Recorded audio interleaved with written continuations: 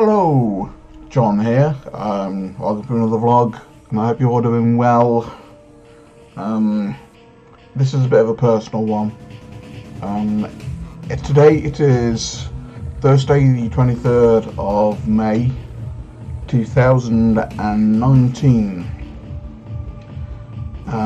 In 3 days, which will be Sunday, the 26th of May, it will mark the 30th anniversary of my dad dying, and that's basically what I wanted to talk about.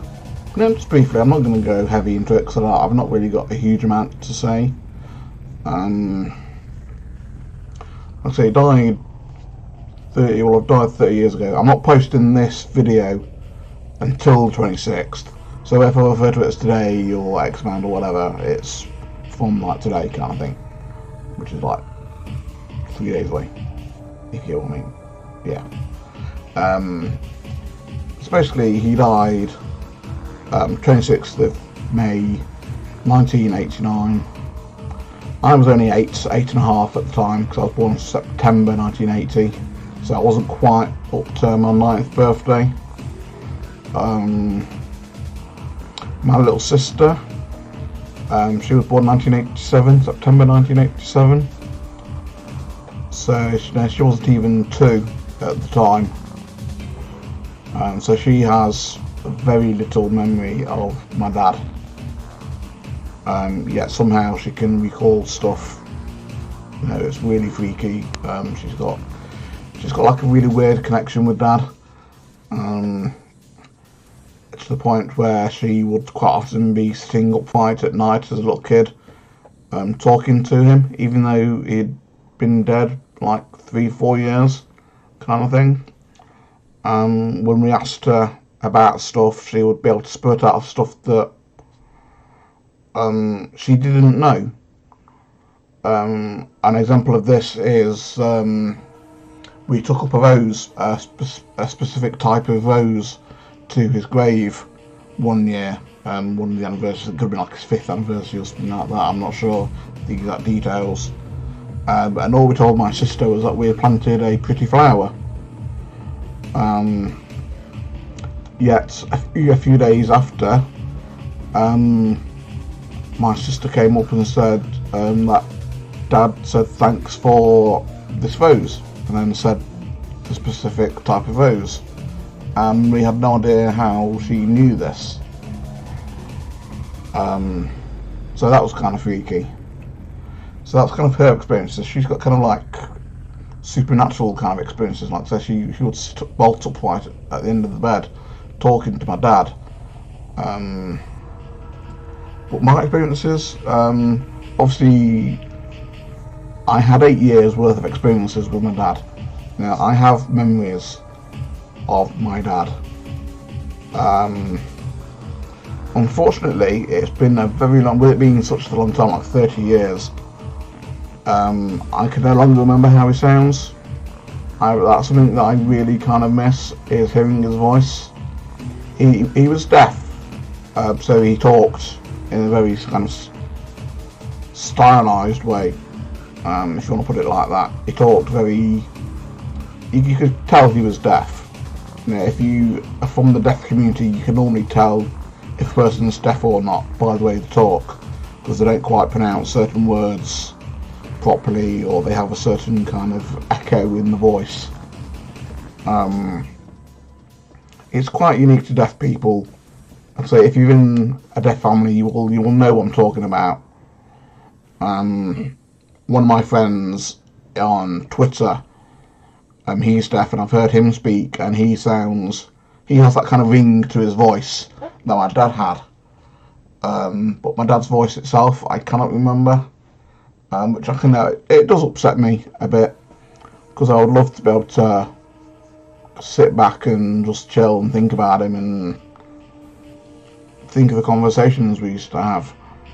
It wasn't a huge, obviously not deep conversations, because I was only a kid. You know, but like from the memories that I have, for example, on a Saturday afternoon, you know, be warned if you went in front of the TV between like 2 and 3 or something like that in the afternoon, because World of Wrestling was on. World of Sport, Worldwide Wrestling, not WWF as it was at the time. This was like the proper British wrestling, Big Daddy, Giant Haystacks, those kind of wrestlers. And we were told ever since we were like little kids, do not go near the telly, get your toys and get out of the way, otherwise hell will let loose. You right into my dad while he was watching the wrestling. That's something I took from my childhood. That's kind of where my love of wrestling comes from. Obviously I'm more kind of WWE and all that kind of stuff, or at least I was. It's gone really crappy now these days. But yeah, they actually came to my hometown, literally about 2 or 3 minutes walk from my house, to the sports centre just around the corner. And I actually met Big Daddy, and there was all sorts of wrestlers there, and it's one of my fondest memories of my dad, is because there was me, my dad, my uncle, and the bloke across the road who got the tickets for us, and all of us went there, and it was just amazing just to look and see the look on his face, because he was in awe of it. He was really enjoying it, and it was nice to see him happy, because he didn't have the best life. I'd say he died. He was only young when he died. He was born in 1947, so he was, say, 42 when he died. Which is no life really. And the last few years he spent quite a lot of time in hospital through various illnesses, his organs backing in on him and so on.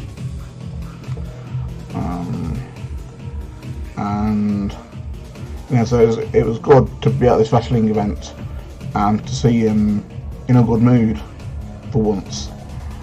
And it ended, and he went off because there was a deaf wrestler. There was a wrestler who was deaf and he used to sign. I can't remember his name. I can't remember if it was Mick McManus. I got that name in my head for some reason. But there was a deaf wrestler, and he went up and he met him, and he was there signing away, and he absolutely loved it. And that image just stays in my head quite a lot. I was too shy and too scared to actually go and meet Big Daddy and all the likes, so my uncle went and got his autograph,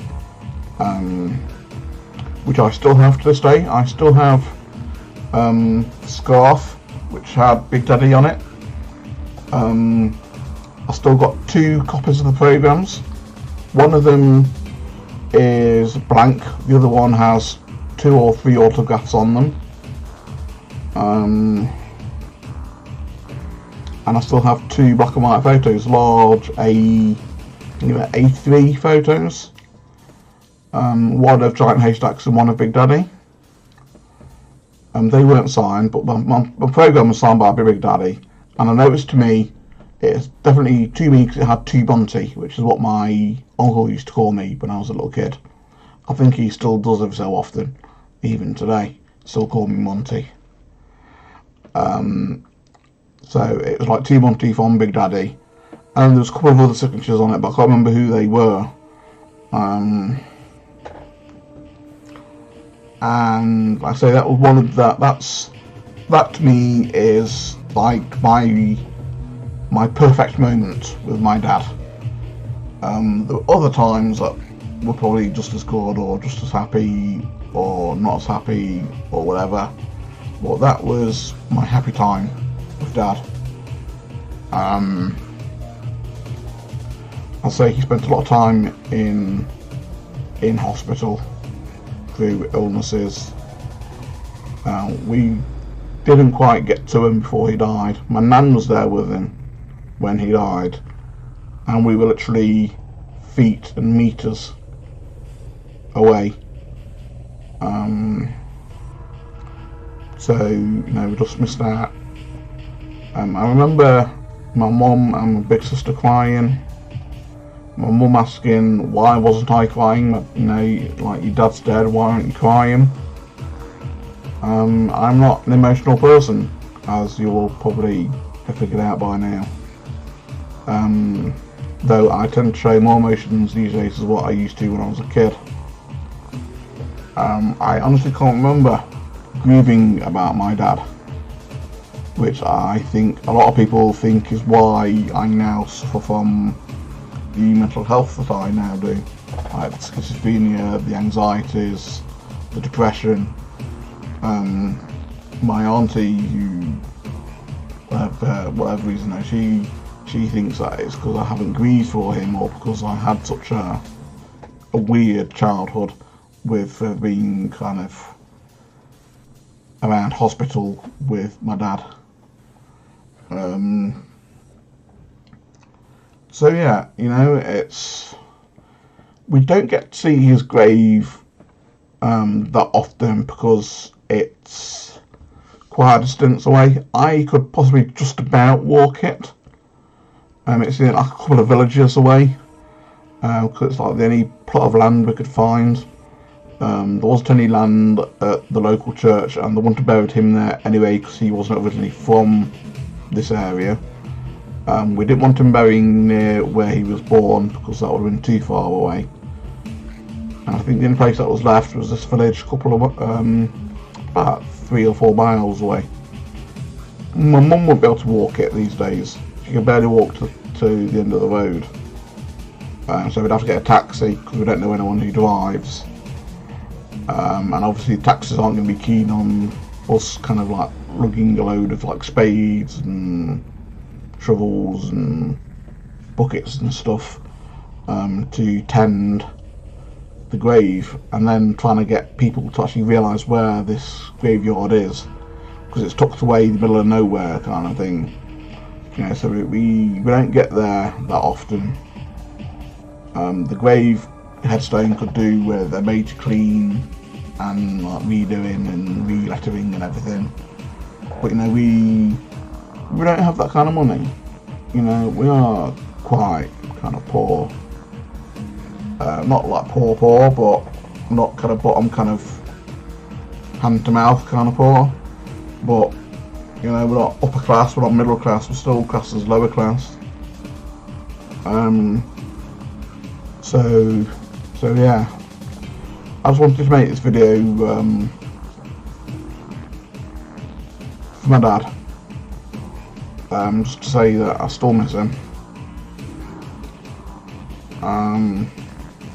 That's it really. I've given you a few details about him. One will probably find this video really weird because we don't really talk about him that much.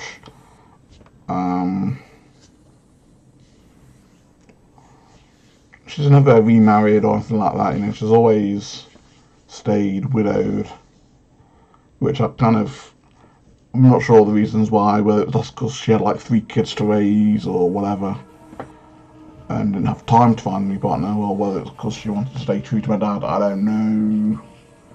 But you know, she's a single parent. And that's it really.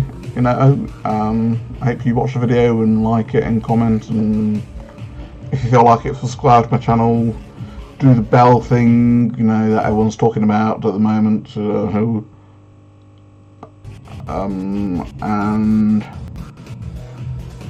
I'll see you all in another video. Bye.